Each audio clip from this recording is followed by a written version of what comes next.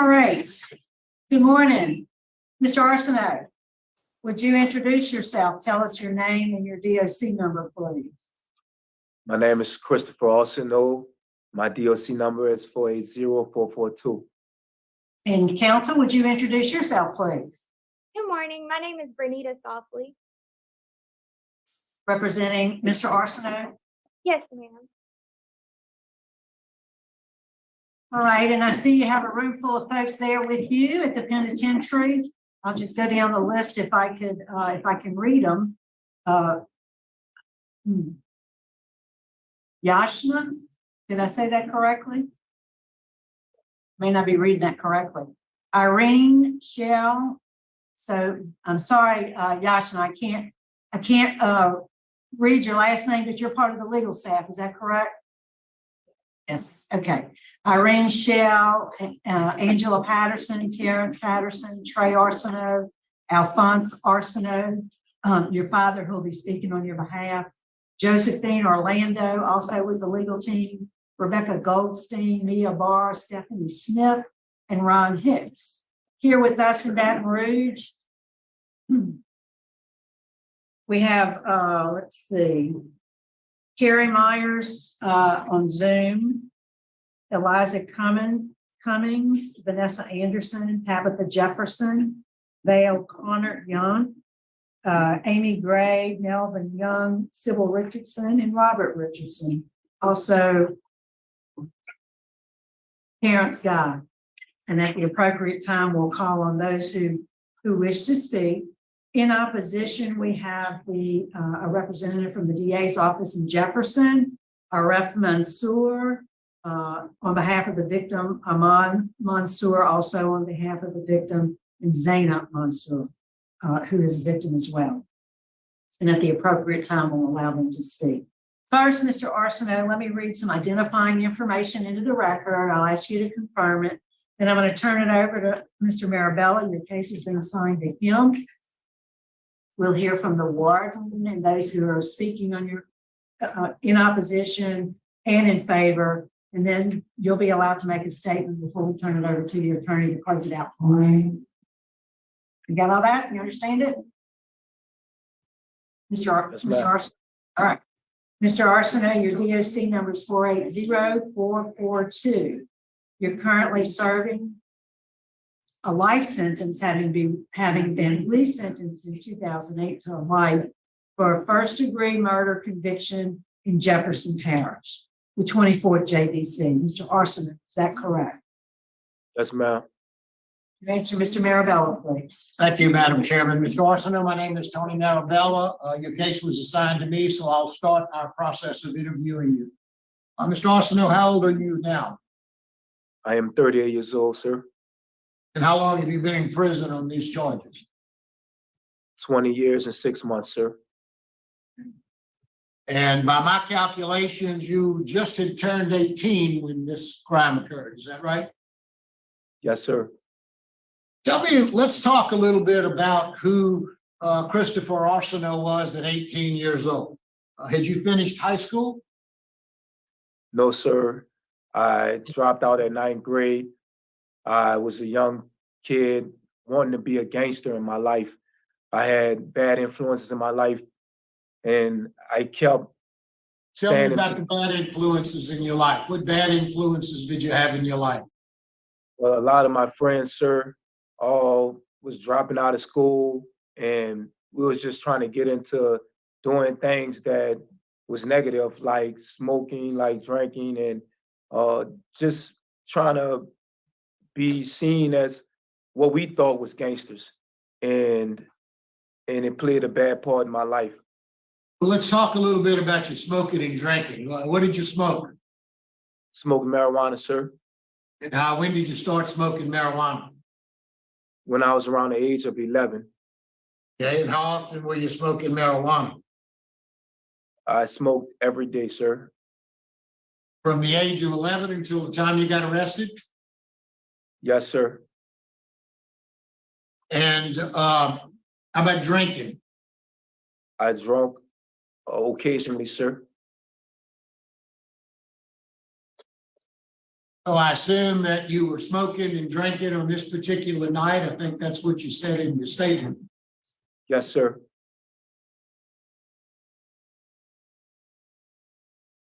Did you use anything besides marijuana? You ever tried cocaine, or heroin, or meth, or anything like that? No, sir. You considered yourself to be, or do you now, as you sit here today, consider yourself to be a drug addict? Yes, sir. I do believe that I'm a drug addict. And Okay.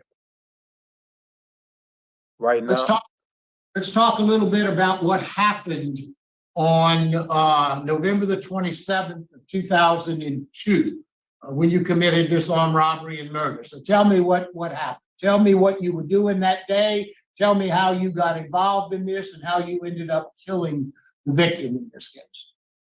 on October 27, 2002, I went by Richard Lavallette's house where there we smoked and I had something to drink, maybe a cup of liquor of E&J. And me and Richard had set out and went to walking throughout the neighborhood.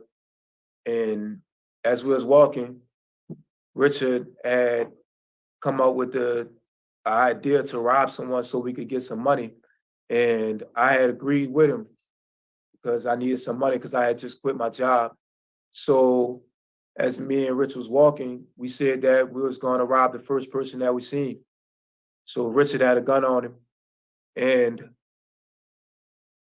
I then told him to give me the gun. And You as told we him walk- to get the gun. Why? because I told him to give me the gun because I thought whoever I robbed, I could make them scare me to give me whatever I wanted. And as we were walking, I saw Miss Zana Mansour and Miss Dina Mansour in the driveway. And I approached them with the gun raised. And I grabbed Zana Mansour by the shoulder and turned around and told her to give me everything that she had. And that's when Miss Dina Mansour tried to protect her daughter. She screamed. And I shot her. And I ran away from the scene, the crime with Richard. I went back to my house, sir. Well, I gave Richard back the gun. I told Richard to call his brother and sister. And when we called them, we told them to come pick us up. And when they came pick us up, they asked us what was going on, and we lied to them. We told them that we didn't know. They asked us what was going on because they seen so many cops in the neighborhood. I told them to bring me by my friend's house where I would be staying.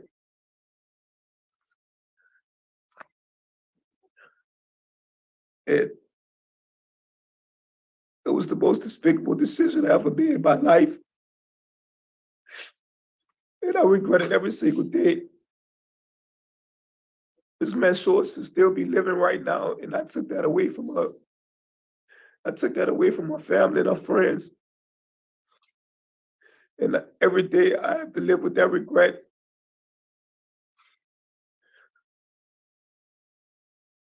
How is it, Mr. Arsenault, that you came to get arrested? Did you turn yourself in? Or how did they find you? Yes, sir. I turned myself in. My mother gave me a call and told me that the police was looking for me, and she asked me if I had anything to do with the murder. And I told her yes. And she said, well, Chris, what you want to do? And I told her that I wanted to turn myself in. So she brought me, her and my pastor of her church and deacon, and they brought me to Jefferson Parish Detectives Bureau. Wasn't that after Mr. Lavalette had already identified you as the shooter? I'm not certain sure. I don't remember if that was the case, I remember my mother telling me that the police had came in, investigated her for having a gun in her backyard. And you were tried by a jury, is that correct, and found guilty, Yes, sir. sentenced to death? Yes, sir. Obviously, a unanimous jury that convicted you of first-degree murder in the death penalty. Yes, sir. Later on, you were resentenced to life. Yes, sir. So tell me a little bit about what you've accomplished while you've been in prison. What programs have you taken that you think have benefited you? I've taken substance abuse, which helped me learn how to stay sober and stay focused on my goals in life. What Because substance abuse programs have you taken? I didn't see a lot of substance abuse programs. So I saw that you took Living in Balance, I believe, but what else have you taken?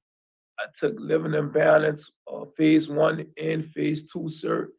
And I was also in New Destiny group therapy, sir, where they talk about substance abuse as well.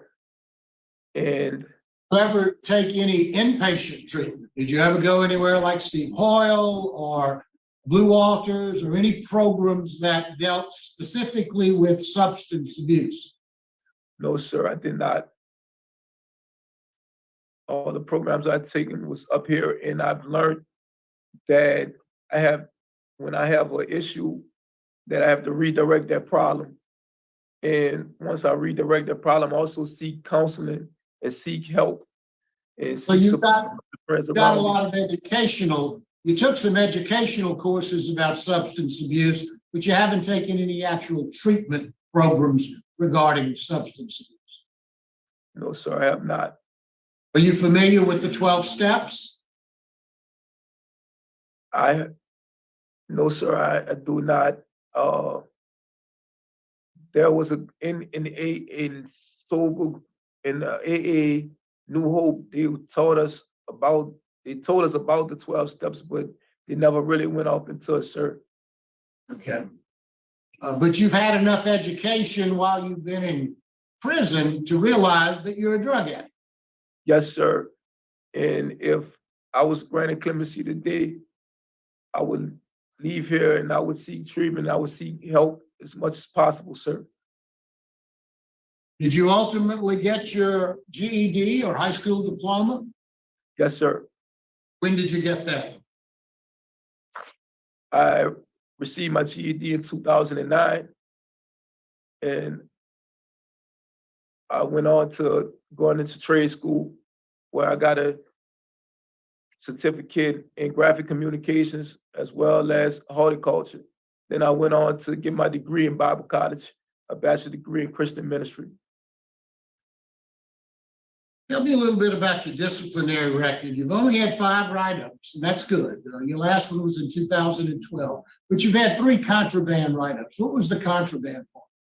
All of them had something to do with marijuana. So the first contraband charge was a dirty urine, and that was because of THC. And the other 2 contraband charges were both marijuana found in my possession.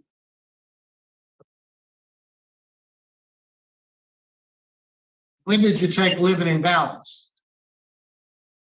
I believe it was in the year of either 2016 or 2017, sir. While you were in prison, you got convicted in 2003 of battery of a corrections officer. Tell me what that was about. It was early in the morning. I was standing in line for breakfast, and one of the offenders told me to tell the officer to open his cell so he could get in line. And I told the officer, and he replied to me no. And I was frustrated because he didn't want to do what I said. And as he poured coffee in my cup, he tried to hand me the cup back through the tree hatch. And I pushed the cup back onto him, and it coffee waste all on his arm and his hand. And you pled guilty to that charge? Yes, sir. So how have you changed from the person who wanted to be a gangster to the person that's sitting before me today? Yes, sir.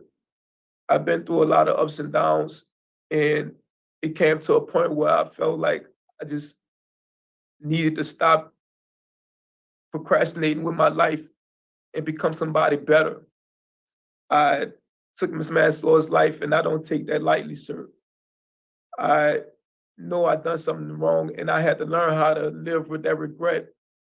So I took accountability for my actions, and I regretted everything I love, everything that happened, and I know that I have to live with that regret. So by me understanding that I had to live with that regret, sir, I started working on bettering myself, and I started working on bettering myself and showing the way that I better myself through the way that I live, because I know that's the only way that I can make amends for what I've done. And that's my sole goal and purpose in life now, is to make amends for the wrong that I have committed towards Miss Mansour and towards her daughter and to the community that I once destroyed, sir. So I got myself into multiple programs, and I prepared myself to become a better individual so I could help others and to help change their lives. So tragedies like this wouldn't happen again, sir. You've taken, I see amongst some of the courses that you've taken is victim awareness and victim accountability. Tell me what you've learned, what your crime has done to the family of the victim, to the young girl who was there, 12-year-old girl. Can you imagine what she went through to see her mother killed in front of her? Tell me what, if anything, you thought about the victims in this case. I learned that the main thing to me about victim awareness was understanding that there was primary victims, secondary victims, and tertiary victims. And when I took Miss Mansour's life in front of her daughter, I know it left a scar on Zayna Mansour's mind for the rest of her life. And I know that it has been a tragedy for her, for her husband, for Ms. Mansour's husband, and for the rest of their kids that live without their mother.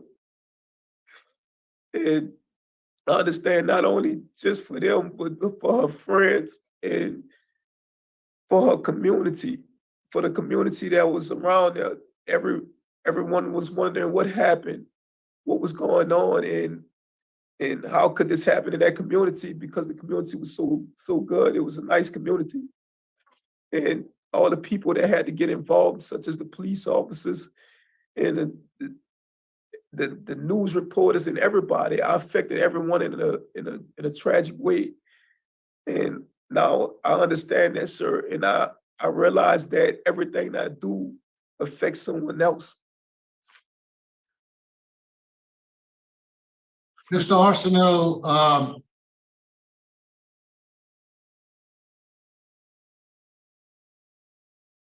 it seems today, at least in what you told me that you did, you're admitting what you did and how you did it. Up until today, it always appeared that sort of Mr. Lavallee was the one that gave you the gun and did all this. And you tried to make it sound like maybe it was even an accident that you shot the victim in this. Today, you're saying something different, and I appreciate that. And I'm glad that you did that. Why has that changed? When When have you come to the realization that you, in fact, are a murderer? Sir, when I admitted that Richard had the idea, when I agreed to rob the first person I seen with Richard, I came just as responsible for everything that happened. Even the idea. I understand the law of principles. I understand all of that. But up until today, I don't think you ever accepted responsibility out loud that you shot this lady and killed her. You made it sound like it was kind of an accident, not an accident. You're guilty of armed robbery. You killed a lady, so you're guilty of murder. But you intended to fire that gun, and you shot her and you killed her. Today, you said that, I believe, for the first time. Is that right? Yes, sir.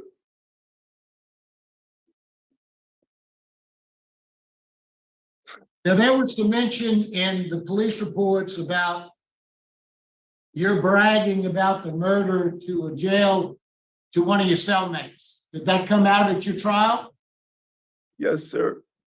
But I did What not. did that person say you said? He said that I was boasting and bragging about how I took Miss Mansaw's life. And I can tell you, sir, that wasn't true. I never boasted and bragged about taking the life of Miss Mansour at all. That would kind of fit into the gangster mode, though, wouldn't it? That you were in when you were 18 years old? As I know I made a horrible decision. I made a despicable decision, but I never boasted and bragged about the murder, sir. Thank you. That's all. Warden Ambo, is there anything you can add? Yes, Christopher Arsenault is a minimum, B offender. He's a trustee here. He's a, Sorry to interrupt. I never do this, but anyone else notice Randy Myers' avatar?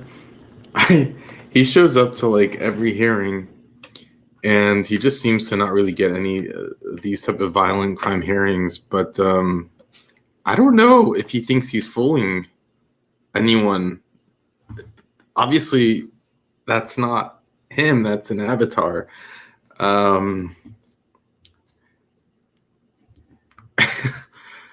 I just thought I would point that out. It's kind of I don't, it's kind of strange, but okay. he works as a groundkeeper. He also is a sign language interpreter. He completed a training in 2018, and he's a registered tutor for us. His disciplinary history, besides the 5 reports that he talked about with Mr. Marabella, are the only reports he had, with the last one being in 2012. And his tiger is low. All right, thank you. We'll hear from the support. Could we hear from the parole project, please? Yes, good morning. Kerry Myers, Louisiana Parole Project. We're here to support Mr. Arsenault should this board grant him clemency today. We're here to give him the transitional support, the mentorship that he'll need returning into society. He was 18, just turned 18 at the time of this crime. I know legally that doesn't qualify under the Miller standard, but we know what the brain science says. Just turning 18. This is a case, I think that where prison saved his life. He took a life. As you can see, the remorse that he has is genuine. But had he been continued on that same path that he was on, had he continued with that same mindset, this is where it worked. This is a case where interrupting that path, that behavior, actually worked. He's turned his life around completely, recognizing through his work in programming, through education, through giving back to his community, what life is really about. And we're here we believe he has the upside here. The trajectory is is only up, that he has a lot to contribute to society. He's taken from society, but he's also given during the 20 years he's been incarcerated. And he's going to continue to give. What you see here is a sincere man who understands what he's taken and understands that he needs to have to give. He has a lot more to give. And we would ask, we support him. We would ask this board to consider this in their decision today. Thank you. Hear from Mr. Arsenault's father, Mr. Alphonse Arsenault. Yes. You gotta stand up, just stay right here. They can see you. No, okay. You can sit down, they can see you. Yeah, you stand up, they can't see your face. Good. Oh, Okay. Yeah, just- There you go. Sir. You can talk.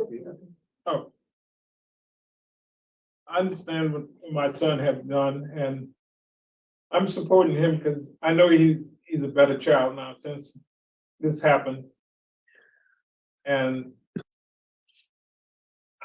I regret that it did happen, but I can help him along the way to go with the farther ahead. He's going to live with me, and I'm already trying to get him a vehicle so he can have to go to his job and whatever. And I would like to see him profit more. And I like his ministry, go into the ministry truly when he get back home.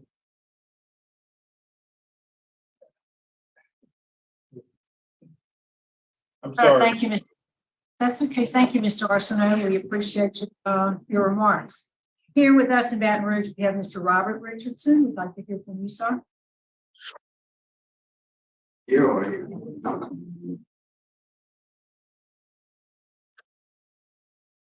How's everybody doing today? My name is Robert Richardson. I'm here on behalf of Mr. Arsenault, representing Rich Family Ministries. Specifically, before I say anything, I would really like to take a moment to be able to say how humble I am to be here today. It was exactly 5 years ago today that the same board granted me the opportunity that Mr. Arsenault is seeking here today. Different makeup of its members, but the board nonetheless. And when I say to you, after 5 years of your decision, how changed my life is, how changed my family's life is, how changed my community is as a result of you granted me to leave that day. Again, this is a humble day for me, and one that is kind of weighty because we have someone whose life is hanging in the balance of a decision that you all have been vested with the responsibilities to deliver. It's a lot to speak on behalf, but I say that with the sincerest of honesty, I had the opportunity to meet Mr. Arsenault well on the other side of a decade ago. And Mr. Arsenault that I met is probably one of many men that I've met along my journey who rehabilitation happened for them the moment that they stepped into the back of the police car. That doesn't happen for all of them. In fact, I think there's about 5% of those of us that are incarcerated that are truly unfortunate. Different levels of that process that happens. I believe that for Mr. Arsenault was one similar to my own. It happened the moment that he got in the backseat of that police car. Everything that he had done wrong had flashed before his eyes. He realized how terrible the mistake he had made. Although he could not shirk the punishment, he could not avoid sanctions, but I can attest to say that I think that he has spent every known day that I have known giving back. He took life, but I also watched him give life. I watched him intervene in fights. I watched him intervene in altercations. I watched him help and aid others along the way. That all can honestly say, whose lives that he saved from violence, as well as people's whose lives he saved from their own selves. I believe his life was also one of those lives. That is a moment of, I guess, personal privilege that I wanted to give in hopes that it would speak to the person I particularly know that Mr. Arsenault has become. As I look at the screen and see the faces of Ron Hicks, who sits on the back row, who also had the privilege of being before this board and granted an opportunity to return back to his family, whose community and family and life is much better as a result of that. I look at Carrie Myers, also another person who's the same board, who has also been granted an opportunity and has done amazing work with his life post-prison. And I believe that much of the same will happen with Mr. Arsenault. Skill set, his qualifications from the New Orleans Baptist Theological Seminary, to which we both are graduates of. I watched him through his ministry change and transform the lives of others. And it is with that same skill, talent, and skill set that Ms. Arsenault has that I believe that this would be a job that would be befitting of him. It's not the end all, the be all, but it is definitely one that fits right in line with his skills and his qualifications are, and a way for him to continue giving back to the community that he has wronged in an effort to make amends and to atone for the transgressions that he's made, not only in the lives of his family, not only in the lives of the victim's family, but in the lives of his community and those around. So again, I appreciate the board for giving me this opportunity. Say that it comes with a lot of weight because anytime that you're upset on behalf of someone, it's heavy load. So again, thank you so much for this opportunity, and I hope that you will give Chris the utmost consideration in his role in transformation. Yes, sir. Thank you. All right, and that completes the speakers for the who are in favor. We'll hear from the opposition now. Could we hear from Mr. Aref Mansour? I'm sorry if I mispronounced your name. That's fine. Good morning, respected board. My name is Aref Mansour, husband of late Dina Mansour. Dina, God have mercy on her soul, was a daughter, sister, wife, mother.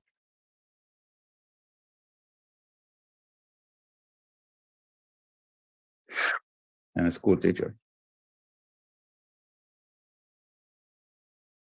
Before her life was taken abruptly.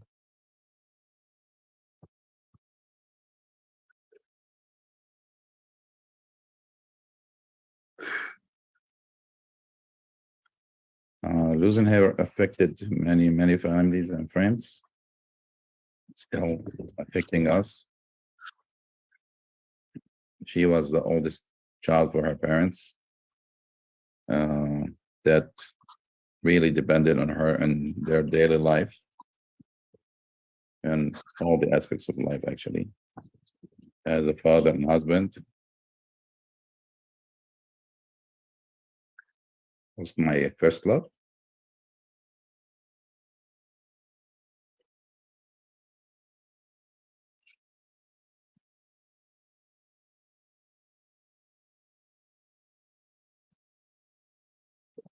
And supporter for raising our children.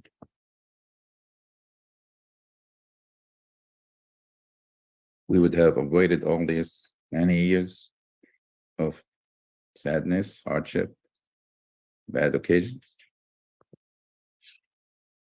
It's not easy to lose a wife or a mother when the children were still, we had the twins, they were still 6 years old. And the daughter that he approached that was outside the car and demanded or pushed her, whatever he did, that ran to the car, and he wasn't truthful about the story. The mother, which his daughter said, asked him to take the purse, and her husband is inside the house and run. He cursed her, shot her, and left. That's really what happened. Can you imagine, guys, like to lose your best friend, your caretaker, the one who can love you the most, and know you'll never get it back? We probably can't forgive him, but we can never forget what he did.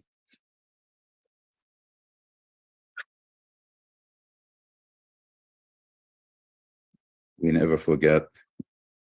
I never forget the incident for a single day. I always get reminded by it. 20 years ago, we were told that Mr. Arsenault was raised a good childhood. He was going to church. That's what we were told. And the story now is different.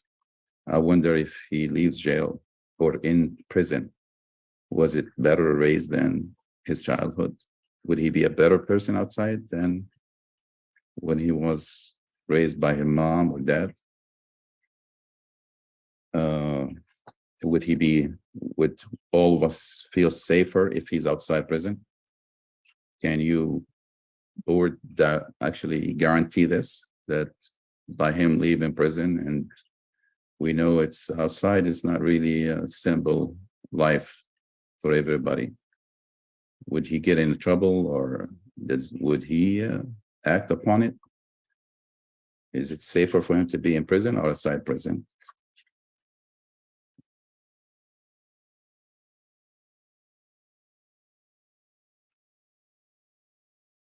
He accepted the first punishment that he had, then he was commuted to life. We accepted that.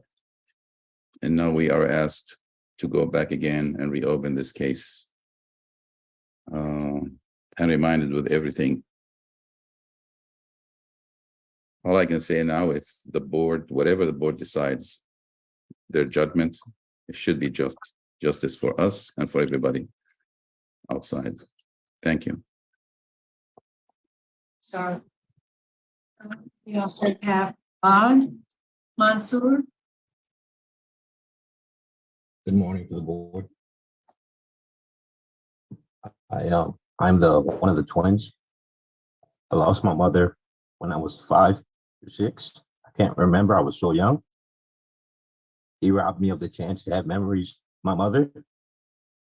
We just laid to rest my grandfather, her father, on Thursday. He passed on Wednesday this week.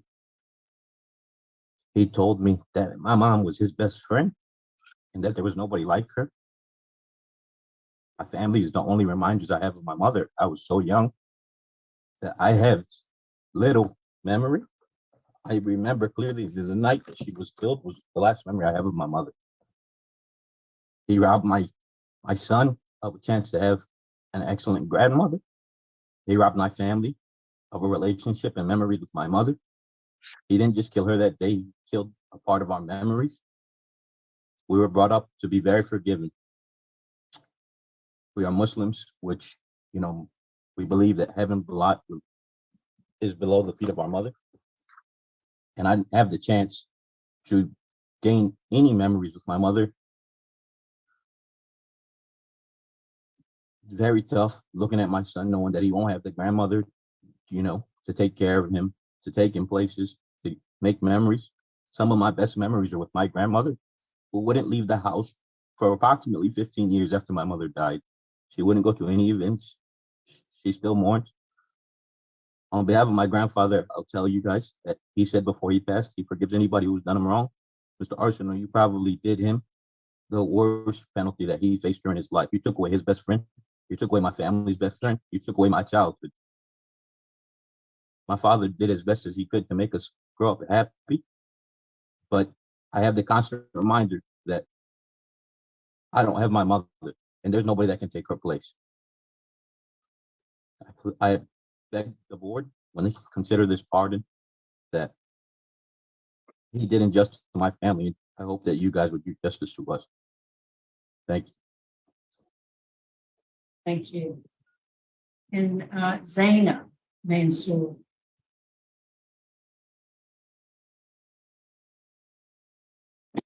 Good morning.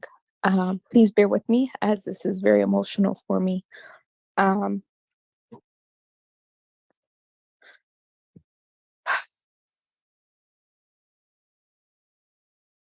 This has been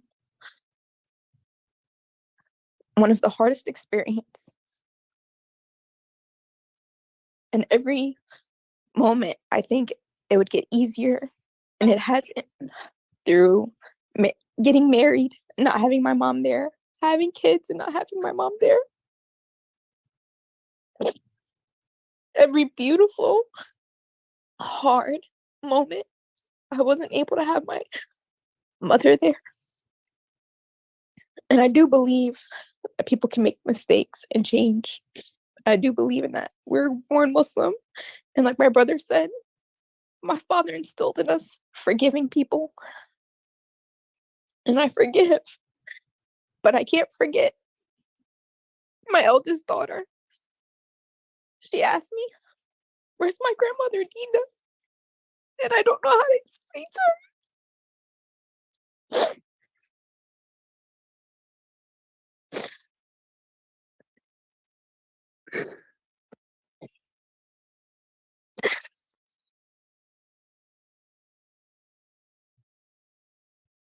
It's impacted my family so much.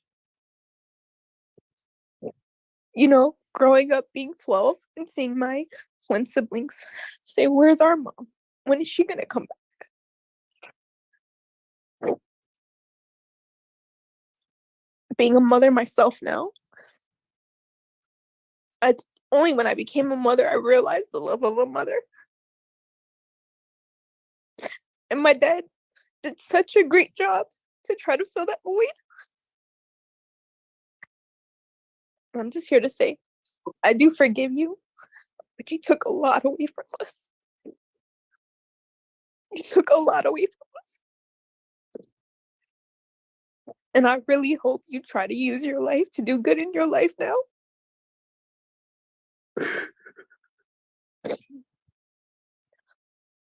I believe whatever decision you guys make today is going to be the best for society, and you're going to do right. What you believe is just. Thank you. I have no more to say.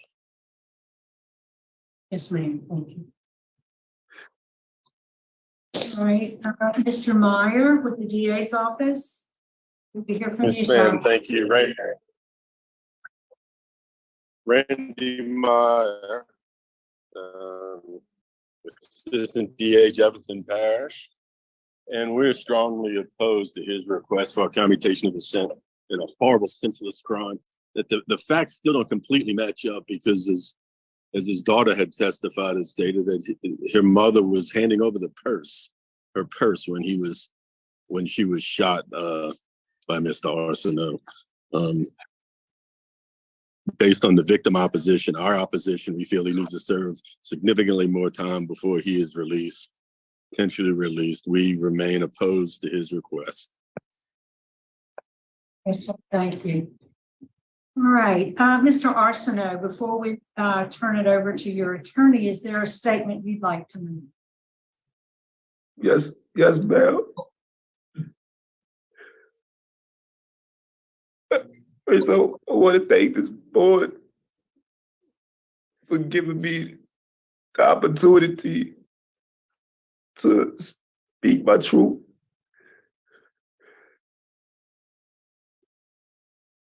A lot of guys don't get a chance to come before you, so I truly appreciate it. I don't want nobody to feel like I'm just trying to get out of prison.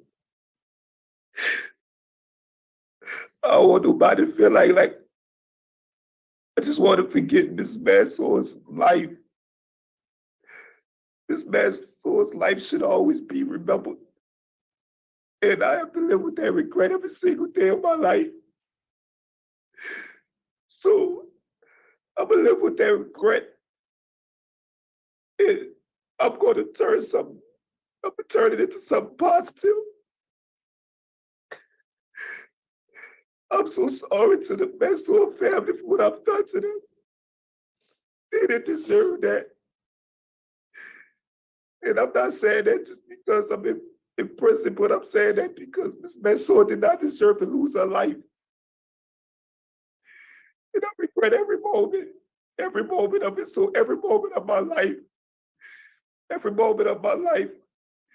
gonna make every moment better than the one before it. Because I owe him that. I owe Miss Mansour that. I owe Zayda Mansour that, her kids, Mr. Henry Mansour. I owe her friends, I owe the community, I owe my family. And if you was to grant me clemency, I promise you that I will leave out here and I will make better decisions in my life and I will give back to the community and I will contribute to society as much as I can, everything in my power to do what's needed to be done. I would be a productive member of society. I would give back, and I would live doing the right things in my life from here, from every day. I made that Yes, sir. promise to myself years ago, and I'm gonna keep going. No matter what happens here in this board, I'm gonna keep going. I'm gonna keep striving to be a better person every single day. I'm not gonna let nobody stop me from doing that. I'm sorry to the Maxwell family for what I've done to them.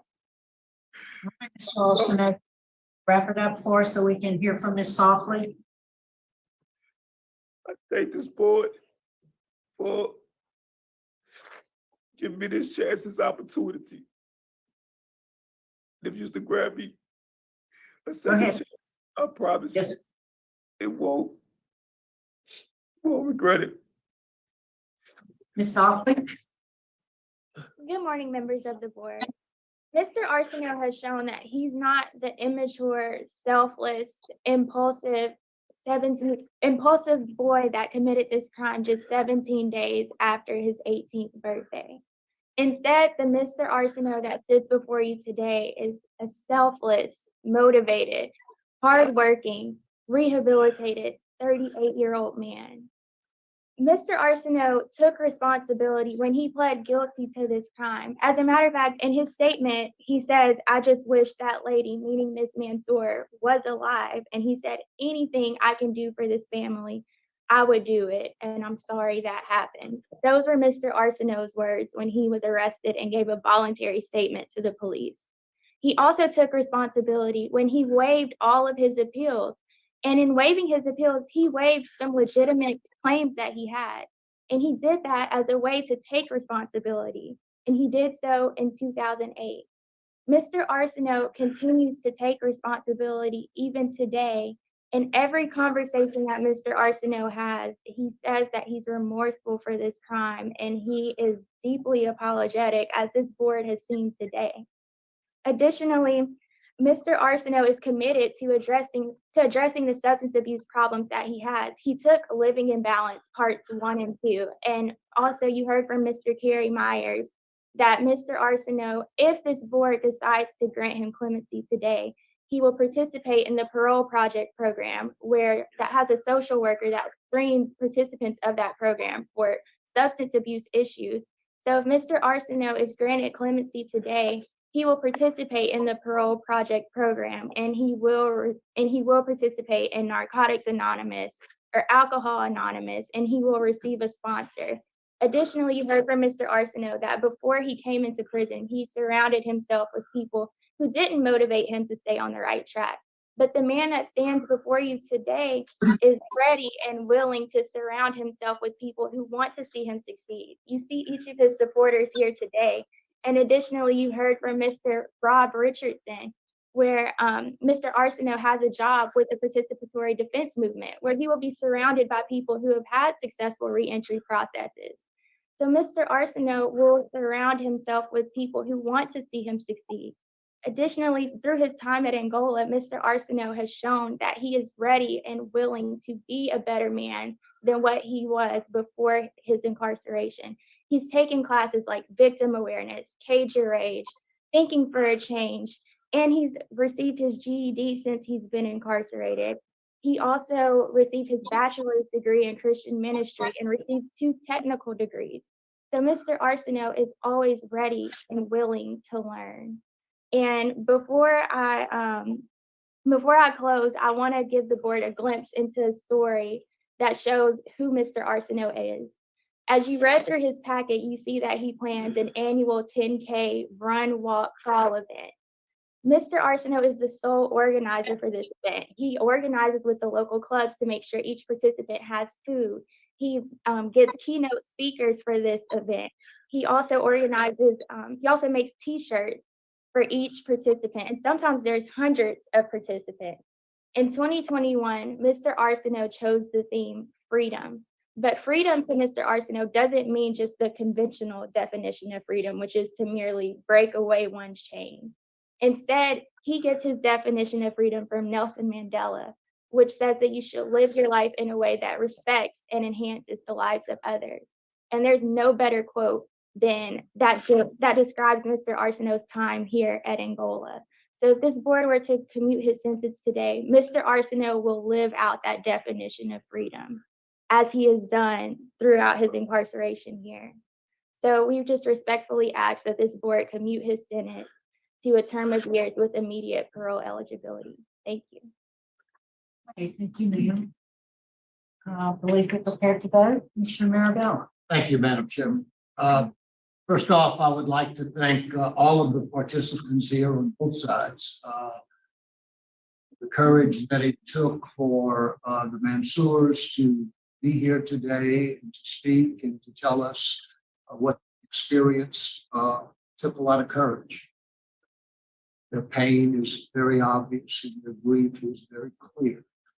I can't imagine what a young Zaina Mansour must have gone through to see him murdered right in front of him.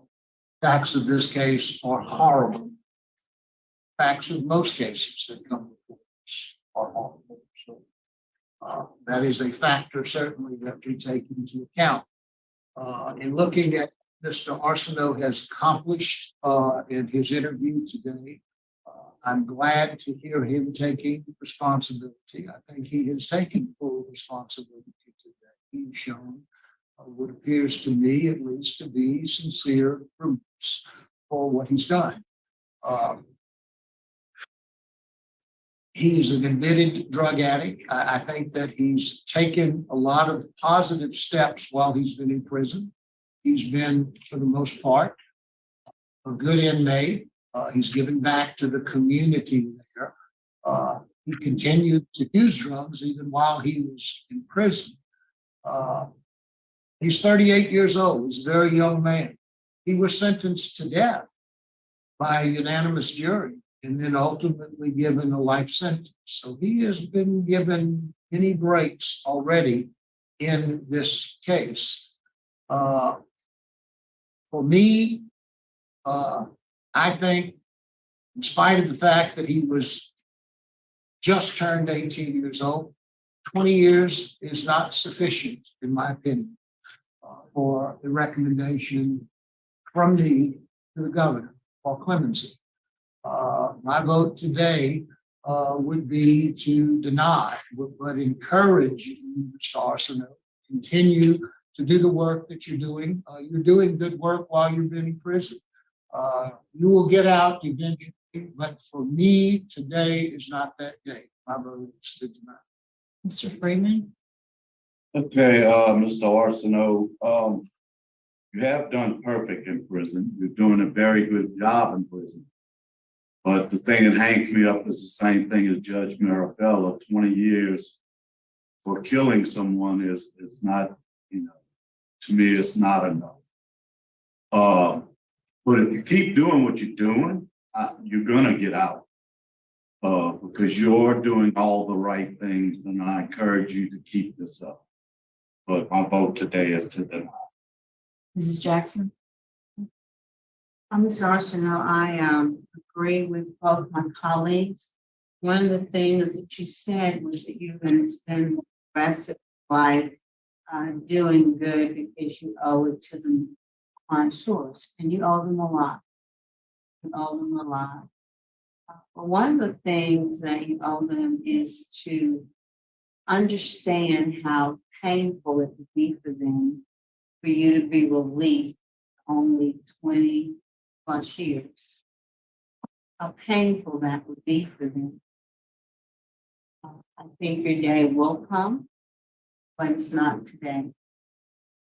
So because of the opposition from the victim's family and from the DA and the sufficient amount of time served, my vote today is to deny, but encourage you to continue to pay that debt that you owe to this family. Joshi? Thank you, Madam Chairman. And Mr. Arsenault, let me first acknowledge all the participants. It took a lot of courage for the Mansour family to come and speak their peace to them. They have forgiven you, but they hadn't forgotten. They're still emotionally, physically, and mentally affected by the crime that you committed. And it would be painful, your family, if you would get a positive recommendation. You committed murder in the commission of committing another felony. You robbed someone and she was given your her belongings to you. She was handing over the purse.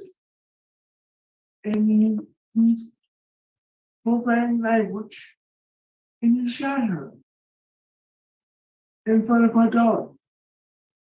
20 years is not sufficient retribution for the act that you committed. You have opposition to law enforcement. You have opposition from the Jefferson Parish DA's office.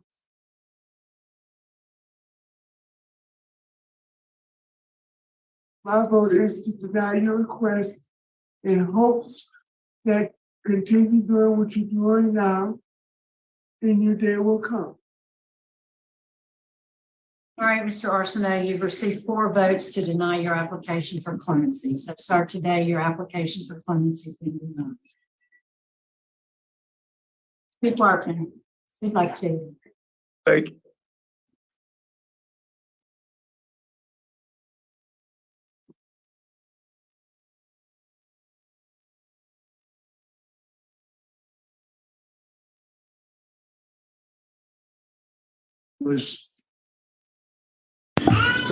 I'm gonna hold my wrath for my ire for his attorney. That is the creepiest thing that I have seen. We have seen a few attorneys that have done like some hand padding and some, but this is just taking it to a whole new level. It's just creepy. It's wholly inappropriate in so many ways. I don't understand what I'm seeing. She's like grabbing his bicep. She's petting his hand. What are you doing?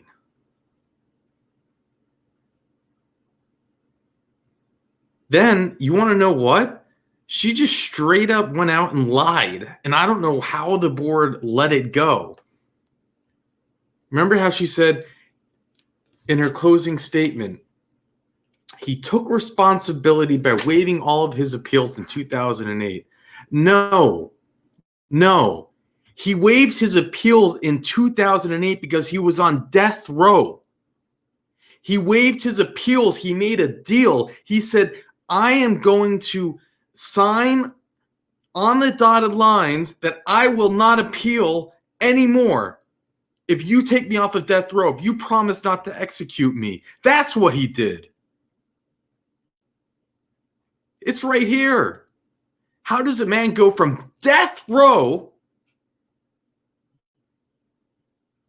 to life to a chance of freedom? The victim's family is forced to come here and shed tears and cry on behalf of their lost one just years after a deal is signed that he wouldn't even get more appeals. And she's petting his hand and rubbing his bicep while she spews her lies.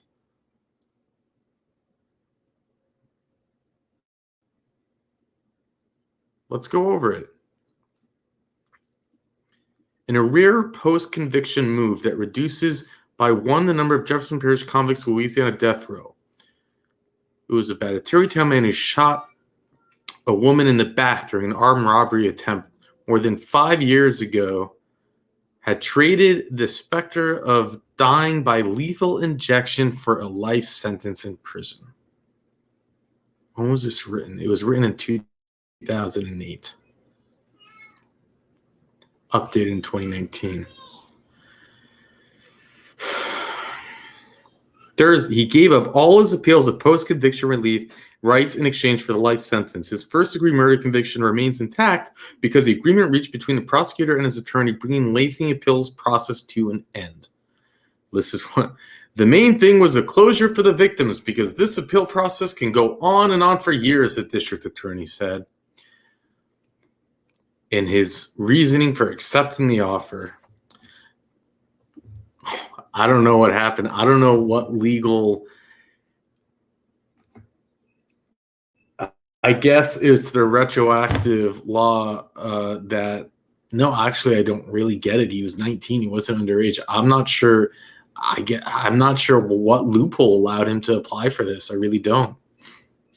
During a botched armed robbery attempt in October 2002, he killed her. She was 35 years old, a mother of 3.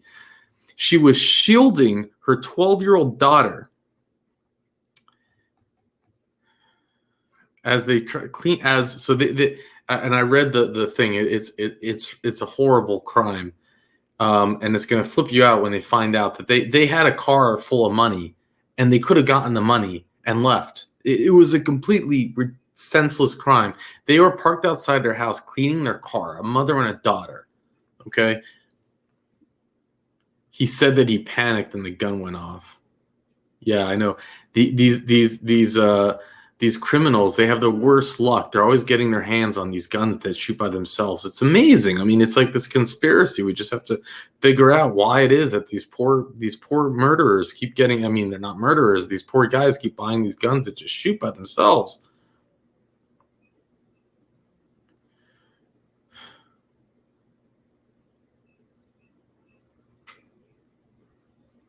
They conferred with Mansour's family and considered the issue, and they agreed. Little did they know, huh?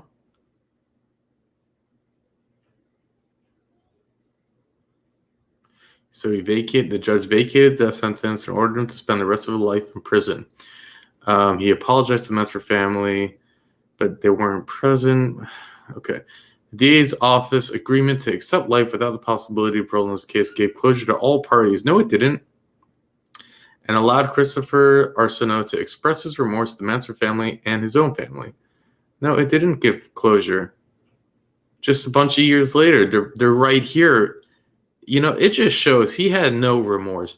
He's on death sentence. They make a deal so that you could spare everyone from, and then he goes and applies for commutation. And his attorney, who's sitting there petting him like he's a pet gerbil or something, then goes out and says in her final statements that he took responsibility by waiving appeals. No.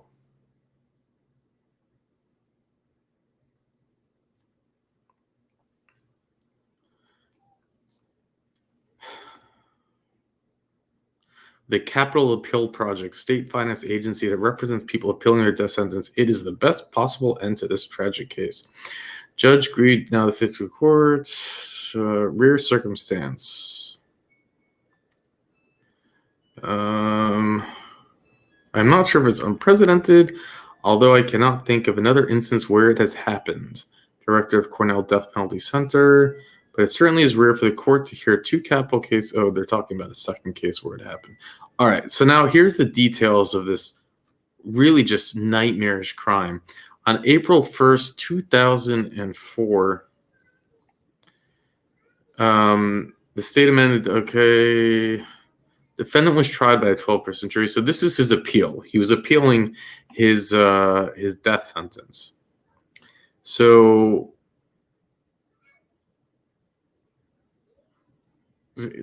okay, so they return home after they were visiting their grandmother. Little did the grandmother know that would be the last time she would see her daughter. They parked the family's van in the driveway, the safe place you should be. You're in the driveway of your home, and they were cleaning the inside of the vehicle. They testified that she was standing. So Zaina testified that she was standing outside of the vehicle on the passenger side, cleaning the back seat. Her mother was standing outside the vehicle driver's side. 2 young men, one black, one white, approached Zaina from behind. She testified that the 2 men were together. The black man grabbed her shoulder and turned her around to face him. So pulled her. So you're minding your own business, and all of a sudden, you grabbed her and pulled her on. He pointed a gun at her face and said, "Give me everything. Give me everything you got." The white man did not say anything, but he began, listen to this. He began rubbing Zaina's thigh with his hand. Okay? This is what they were doing. She believed she was being sexually assaulted. She was afraid, so she called to her mother. Miss Manser crawled across the back seat of the van and put her arm around Zaina, shielding her. She crawled through and put her arm to shield her daughter. She said, "Take everything." She was then giving them her purse, offering it to them. But no, they didn't take it. So she said, "Call the police." And that's when he shot her. He shot her, and they both fled on foot. Zaina testified that she closed and locked the van doors. You can imagine their daughter. So she's had the wherewithal to close the doors. She locked the doors, and she started performing CPR on her dying mother.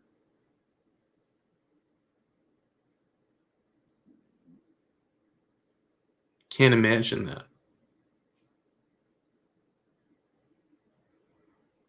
She tried to call the police, and her phone, it wouldn't work, so she ran to the front door to get her help. Her father was taking a nap.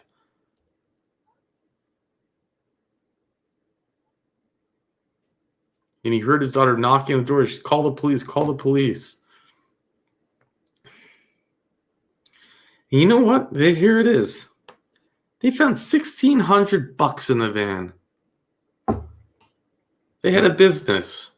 They could have gone there. They could have taken the cash. They could have walked away. That would have been it. No, instead he had to shoot her, shoot a woman protecting her daughter. For what reason? And now you want to get out? I don't buy his crocodile tears either. I just don't. It was driving me nuts. No one can sustainably cry for how long was the hearing? An hour?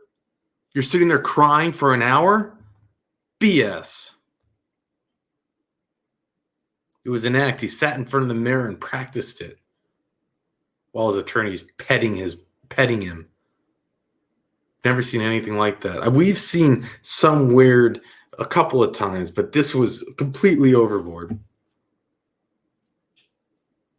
I don't know. Do they learn that in law school to humanize your client? You hold his hand and you rub your finger. Well, what is that?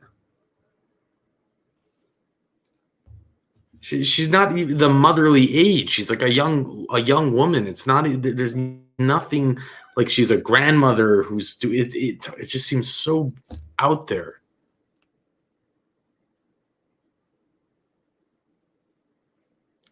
The Dr. Karen Ross, an expert in forensic pathology, testified that she performed an autopsy on the victim. She determined the cause of death was a gunshot wound to the chest. And the doctor testified that the wound was consistent with the victim turning and shielding someone. Remember, she was shielding her daughter.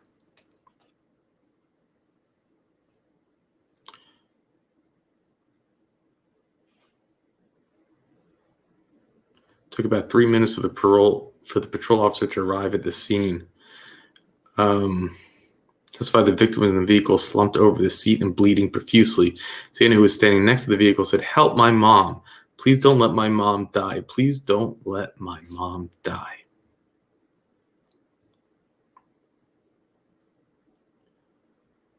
Testified that she attempted to administer first aid. She briefly interviewed Zaina, who described the perpetrators as a white and black man. Lieutenant Gray Thurman, platoon commander. Traffic. Evidence recovered the scene, spent cartridges. Oh, and that was another thing. I believe he lied. He said that his mom said to go turn himself in, but they called it out. Well, you didn't turn yourself in. They came to get you. He said, only after they discovered the gun hidden in my backyard. It's like, okay, they already checked your backyard. You already. My 2-year-old's asking me. I don't know if you hear him knocking on the door. He needs help.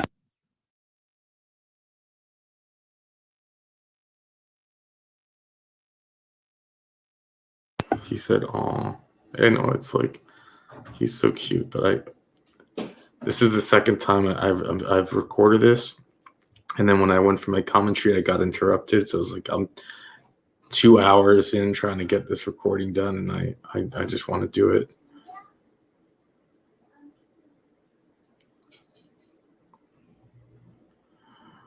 Anyways, you know what is upsetting is like I have such a temper on this case. I'm yelling, and then meanwhile you look at the victims, and they were one of the most poised, one of the most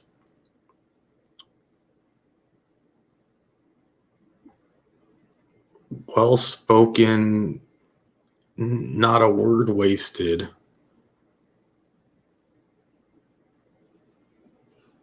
No animosity.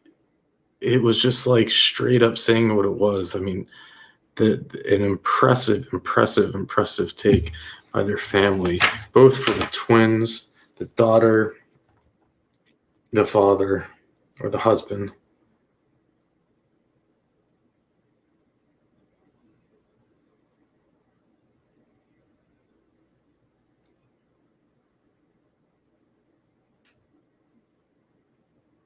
He was bragging about the murder to his cellmates. I believe that entirely. I believe he was bragging.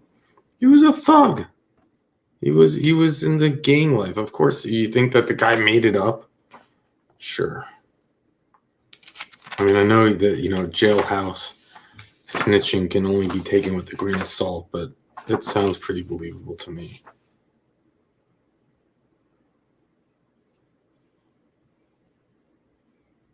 Yeah, he seems to have with his record, you know, that he spent the time well in prison, blah, blah, blah. But the bottom line is that I don't believe his crying was real, whether you want to believe his remorse was real. Then he goes up and it has, at least his attorney lies and says that he's taken responsibility by not doing appeals. BS. He just didn't want to get an injection. He wanted to get off of death row. I don't know why they didn't bring that up, why the board didn't just call him out on that.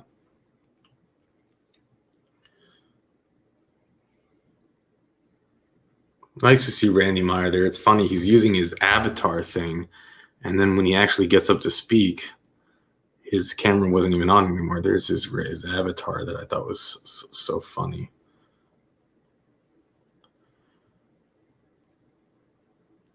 I'll make it bigger.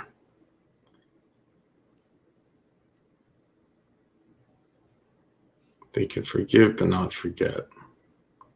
Well, they're above me because I couldn't forgive. There it is.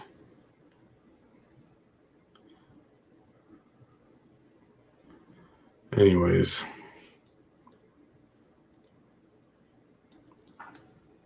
I mean, it looks like they're holding hands and everything. I've never seen anything like that. Yeah. Anyways. Am I overdoing it? Should I get over that? Maybe I'm overdoing it. So, you know, I still, the idea that he has to put the victims through this, and now every 5 years, I think he can file another commutation hearing and put the family through this, where they're going to have to come up here and speak to keep him locked up, to keep the murderer of their mother locked up. A daughter had to literally witness her mother die. Twins who don't remember her. A husband who's still heartbroken. His first love, he's described her as.